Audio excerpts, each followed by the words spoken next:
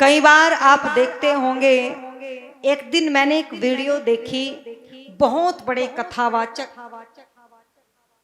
जिनकी कथा कराने के लिए करोड़ों करोड़ों रुपए खर्चा करना पड़ता है, उनसे एक व्यक्ति ने एक प्रश्न पूछा कि महाराज, कहते हैं कि ब्राह्मण को शूद्र के घर पर भोजन नहीं करना चाहिए, पर अगर भोजन नहीं करेंगे आज के समय में तो फिर समान कैसे हुए?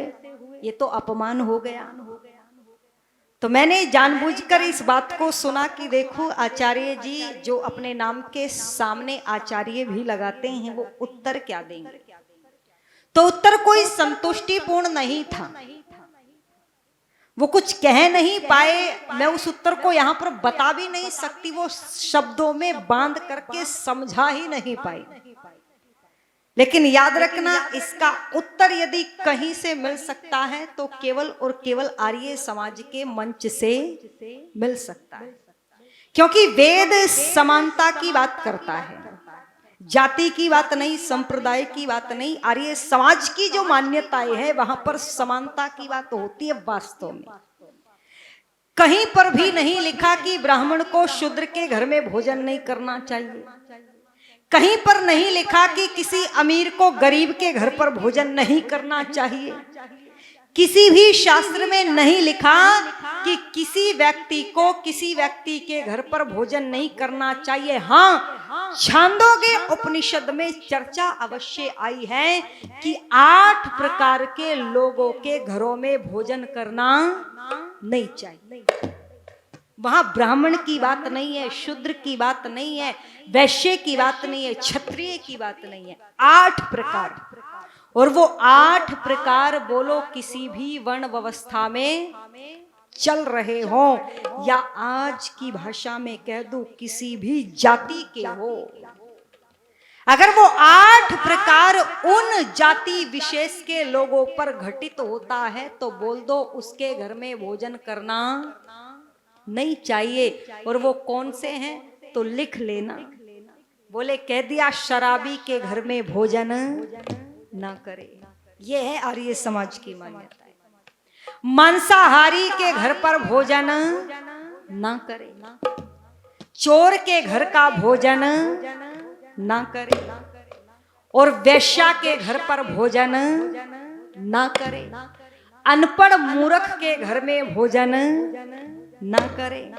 अनपढ़ वो नहीं जिसके पास डिग्री नहीं है, जिसके पास डिग्री होने के बाद भी वो चौराहे पर बैठने वाले व्यक्ति के हाथ में हाथ देकर के भाग्य पूछता है, बोलो उसको भी अनपढ़ कहना चाहिए, वो भी मूर्ख है, उसके घर पर भोजन ना करे।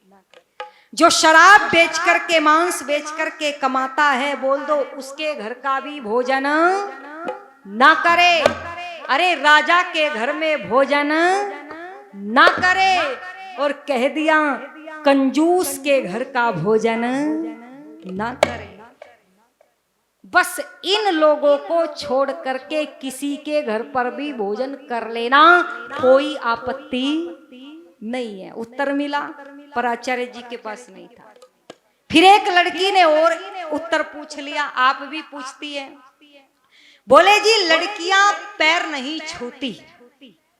सुन लेना, मैं मान्यताएं बता रही हूं। आपने सुना होगा लड़कियां पैर नहीं छूती, लेकिन जब वही लड़की बहू बन जाती है और ससुर भी तो पिता होता है, जब लड़की अपने पिता के पैर नहीं छूती तो फिर ससुर के पैर क्यों छूती है? इसका भी उत्तर आचार्य जी के पास नहीं था। उन्होंने कहा आपका मन करे तो छू लेना, नहीं मन करता तो मत छूना। अच्छा बताओ ये उत्तर ठीक है? मन करे तो छू लो, नहीं मन करता तो ना छुओ।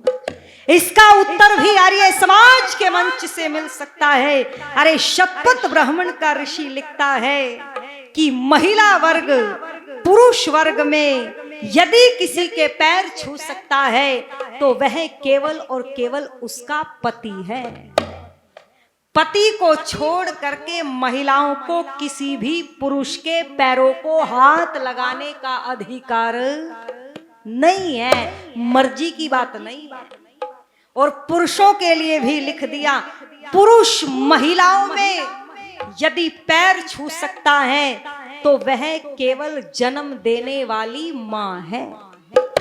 मां को छोड़ करके अन्य किसी भी पर स्त्री के पैरों को हाथ लगाने का अधिकार नहीं है। यह है आर्य समाज की मान्यता है। मैं निवेदन कर दूं, आर्य समाज जीवन जीने की कला सिखाता है। जो मानवता समाप्त हो गई उसको फिर से लाने का प्रयास करता है आर्य समाज। और कैसे मानव बनने की बात होती है, कहते हैं एक बार राक्षस नाराज होकर के ब्रह्मा जी के पास चले गए और जाकर के बोले, ब्रह्मा जी आप पक्षपात करते हो। ब्रह्मा जी बोले, नहीं तो ऐसा क्यों कह रहे हो? बोले, तुम देवताओं की तारीफ करते हो, हमारी नहीं करते। अब ये सुन लेना, ये जिसमें प्रवृत्ति है वो राक्षस होते हैं। कहते हैं ना कुछ बच्चे, कुछ लोग, हम तो कितना ही अच्छा काम कर ले, हमारे माँ बाप हमारी तारीफ नहीं करते, दूसरे की करते हैं। ये प्रवृत्ति राक्षस की। ब्रह्मा जी बोले, नहीं बेटा ऐसी कोई बात नहीं है। बोले, ऐसी बात है, वरना साबित करो कि तुम पक्षपात नहीं करते। ब्रह्मा जी बोले, ठीक है, कल मेरे घर पर दावत है, आ जाना। तो राक्षसों ने पूछा, यूं बताओ देवताओं की भी है?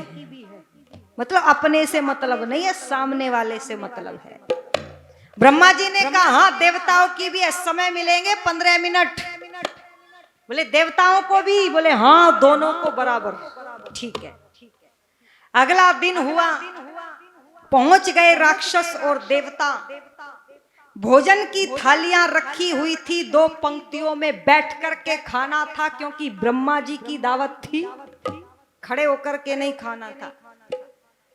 ब्रह्मा जी ने जब थालियां रख दी सामने, मिठाइयों की थालियां, हलवा, खीर, पूरी, रसगुल्ले, पता नहीं क्या क्या, तो देवताओं के मन में लालच आ गया, वो राक्षसों के मन में लालच आ गया।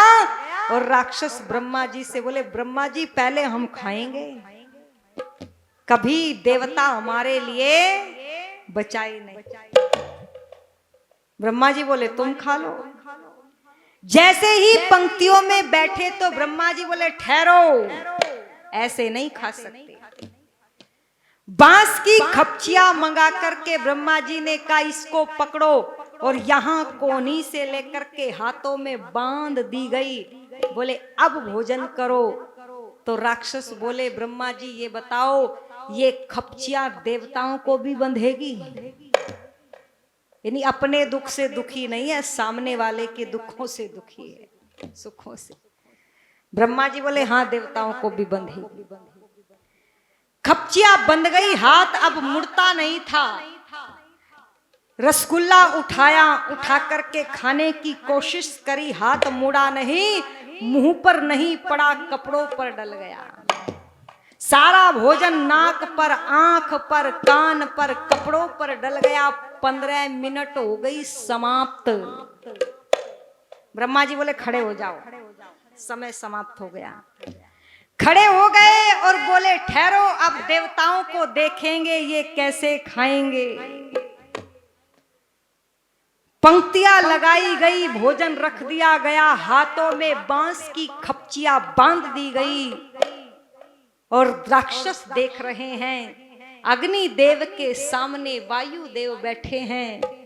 वायु देव ने अग्नि देव से कहा, अरे मेरे मित्र, जरा बताओ तो सही, तुम्हें क्या खाना है?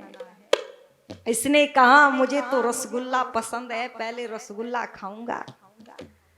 हाथ मुड़ता ही नहीं था, सीधा तो होता था। सामने वाले की थाली से उठा करके सामने वाले के मुख में रख दिया, और ऐसे एक दूसरे ने एक दूसरे को खिला दिया। और बहनों, भोजन समाप्त हो गया 10 मिनट में, और सब तृप्त हो गए। और भोजन करके जैसे ही उठे तो राक्षस माथे पर हाथ मार करके बोले, अरे ये हमने क्यों नहीं सोचा, ऐसे तो हम भी कर सकते। तो ब्रह्मा जी बोले बस इसीलिए देवताओं की प्रशंसा होती है, तुम कर सकते थे लेकिन तुमने किया नहीं, उन्होंने कर दिया। बस यही अंतर है आर्य और अनार्य।